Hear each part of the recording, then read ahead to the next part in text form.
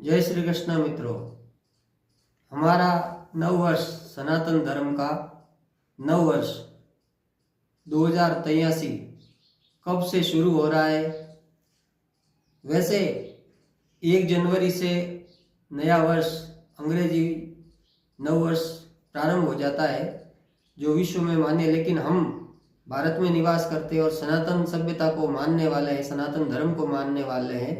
तो हमारे लिए चैत्र शुक्ल पक्ष प्रतिपदा से जो नव वर्ष आरंभ होता है विक्रम संवत, वह अधिक मान्यता रखता है। तो संवत 2083 जिसका नाम है रौद्र संवत, हर संवत का अलग नाम होता है, 60 नाम है, उसमें से इस वर्ष जो संवत्सर है उसका नाम रौद्र संवत्सर है और यह 19 मार्च 2026 को प्रातः 6:57 पर आरंभ होगा। तब तक चैत्र कृष्ण पक्ष की अमावस्या रहेगी और चैत्र शुक्ल प्रतिपदा से जो नववर्ष गिना जाता है वह 6:57 पर आरंभ होगा, जिसे हम गुड़ी पाड़वा भी कहते हैं। और घट स्थापना चैत्र शुक्ल प्रतिपदा को भी करते हैं। तो यह मैं आपको अगले वीडियो में बताऊंगा। तो इस संवत्सर का क्या प्रभाव रहेगा, यह नव वर्ष 2083 इसका राजा कौन है, मंत्री कौन है और जो रौद्र नाम संवत्सर है उसका अपने जीवन पर और 12 राशियों पर क्या प्रभाव रहेगा, क्या उपाय करने चाहिए। उससे पहले अगर आप मेरे चैनल पर नए हैं तो प्लीज़ सब्सक्राइब करें, बेल आइकन प्रेस करें और लाइक शेयर, और कोई प्रश्न हो तो आप मुझसे कमेंट करके प्रश्न पूछ सकते हैं। तो 2083 का जो यह वर्ष है यह आपको एक अलग ही अनुभव करने को मिलेगा, क्योंकि इसका नाम रौद्र संवत्सर है। यह भगवान शंकर का नाम है जो शिव जी से जुड़ा हुआ है। तो इस वर्ष में आपको अनेक तरह की घटनाएं देखने को मिलेगी। उससे पहले चर्चा करते हैं इसके राजा और मंत्री की। तो यह संवत्सर का राजा गुरु है और मंत्री जो सेनापति की उपाधि है वह इस वर्ष मंगल को मिली हुई है, मंगल ग्रह को।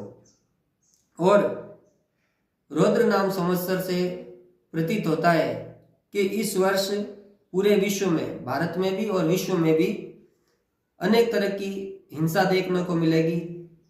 जनमानस में, लोगों में तनाव की स्थिति रहेगी। महामारी इस वर्ष कोरोना जैसी कोई अन्य महामारी आने का भी संकेत है। और इस वर्ष जो भी जातक लड़के या लड़कियों का जन्म होगा उनमें गुस्से की मात्रा अधिक देखने को मिलेगी। उनके स्वभाव में जब वे बड़े होंगे तो उनका गुस्सा भारी रहेगा, उग्रता भी उनमें ज़्यादा रहेगी। और जहाँ कहीं भी भीड़ भरा माहौल दिखे इस वर्ष में तो मैं आपको सजेस्ट करूँगा कि उस माहौल से आप भीड़ में जाने से बचें, क्योंकि इस वर्ष कई स्थानों पर भगदड़ होने की भी संभावना दिख रही है। और सबसे बड़ा जो इसमें है, इस वर्ष में गुरु धर्म का प्रतीक होता है। तो गुरु कई अधर्मियों को इस वर्ष सही राह पर लाएगा और धर्म के मामलों पे भी, जातिगत मामलों पे भी कई बड़े बड़े विवाद होते दिख रहे हैं। और यह वर्ष मीन लग्न में आरंभ हो रहा है। उस समय लग्न में सूर्य, शनि और चंद्र की युति बता रही है। और शनि और चंद्र की युति जो होती है वह विष योग बनाती है। और सूर्य और शनि की मित्रता नहीं है, क्योंकि सूर्य पुत्र शनि देव है, तो पिता और पुत्र में नहीं बनती है इसमें भी। तो इसमें बताया गया है कि जनता में और राजा में वैमनस्य बना रहेगा और जनता जो है राजा की जो बड़े पद पर विराजमान है उनका विरोध करेगी। और द्वादश भाव में राहु, बुध और मंगल जो अंगारक योग बना रहा है, ये एक संकेत कर रहा है कि भारत में भी और भारत के अन्य जो पड़ोसी देश है और विदेश में भी एक बड़े बड़े नेताओं के सत्ता परिवर्तन होता दिखेगा और कई नेताओं, राजनेताओं का जो है असली चेहरा विश्व के सामने आएगा। और काल चक्र में 12 राशियां बताई गई है, तो उन 12 राशियों पर क्या प्रभाव पड़ेगा वो भी आपको आगे बताएंगे। इसमें इस वर्ष में यह वर्ष 13 महीनों का है। आप कहेंगे कि जनवरी से लेकर के दिसंबर तक 12 महीने होते हैं, तो इसमें ये 13 क्यों है? क्योंकि तिथियों के घटने और बढ़ने से सनातन धर्म के जो पंचांग है उसमें हर 3 वर्ष में 1 माह बढ़ जाता है। तो इस वर्ष ज्येष्ठ माह 2 रहेंगे, उसको अधिक मास कहते हैं, पुरुषोत्तम मास कहते हैं। तो ज्येष्ठ माह 2 आने का प्रभाव क्या रहता है कि इस वर्ष गर्मी की अधिकता रहेगी, पूरे 58 दिनों के लिए गर्मी अधिक पड़ेगी। और जो इसका है मेघ का स्वामी है, चंद्रमा है इस वर्ष का, तो वर्षा भी अत्यधिक वर्षा नहीं होगी और ना ही बहुत कम होगी, ठीक ठाक वर्षा रहेगी। और धान्य का स्वामी इसमें बुध है, तो अन्न भी अच्छा उपजेगा, लेकिन महंगाई जोरों पर रहेगी। हर वस्तु के दाम आपको आसमान छूते हुए दिखाई देंगे और तेल, गैस, रासायनिक पदार्थ विशेषकर महंगे इस वर्ष होते दिखेंगे। और चलिए आगे बात करते हैं कौन सी राशियों के लिए यह वर्ष अच्छा रहेगा और कौन किसके लिए नहीं। तो मेष, वृश्चिक, धनु और मीन राशि के लिए यह वर्ष बहुत ही अच्छा जाने वाला है। हर क्षेत्र में इन राशि के जातकों को सफलता मिलेगी, क्योंकि मेष और वृश्चिक राशि का जो स्वामी है वो मंगल है और इस वर्ष का जो सेनापति है वह मंगल है। तो मेष और वृश्चिक राशि वाले और धनु राशि और मीन राशि का जो स्वामी है वह मीन गुरु है। तो ये जो चारों राशियां है हर क्षेत्र में आपको इस वर्ष आगे दिखेंगी।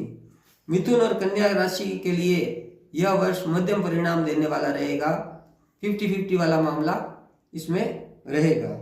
वृषभ और तुला राशि वालों के लिए यह एक औसतन वर्ष जाने वाला है। जैसे ही आपका पिछला वर्ष गया 2082 का और 2025 का, उसी तरह से ये जाने वाला है। कर्क और सिंह राशि, ये जो 2 राशियां है इनको सावधानी बरतनी है, क्योंकि सिंह राशि में केतु का परिभ्रमण दिसंबर माह तक रहेगा और यह आपको कुछ गैस्ट्रिक प्रॉब्लम और मन में असमंजसता की स्थिति भी आपको देता रहेगा। और कर्क राशि के लिए केतु द्वितीय भाव में रहेगा, तो फाइनेंशियल या कोई पैसों के मामलों में कहीं भी लेन देन है या कोई लोन वगैरह है ध्यान में तो कहीं ले रहे हैं, तो उसमें आपको सावधानी पूर्वक, ध्यान पूर्वक कार्य करने की आवश्यकता है। और मकर और कुंभ राशि के लिए मिला जुला परिणाम रहेगा। इनकी सूझबूझ, ये दोनों राशियों की सूझबूझ इस वर्ष काम आएगी। अगर आप आपकी बुद्धि लगाकर काम करोगे किसी भी क्षेत्र में तो आप सफल रहोगे, नहीं तो आप स्वयं ही आपके हाथों से आपका कार्य खराब करते हुए इस वर्ष दिखोगे। यह वर्ष 19 मार्च को जो आरंभ हो रहा है वह 6 अप्रैल 2027 मंगलवार तक यह वर्ष परिपूर्ण होता दिखेगा। जय श्री कृष्ण।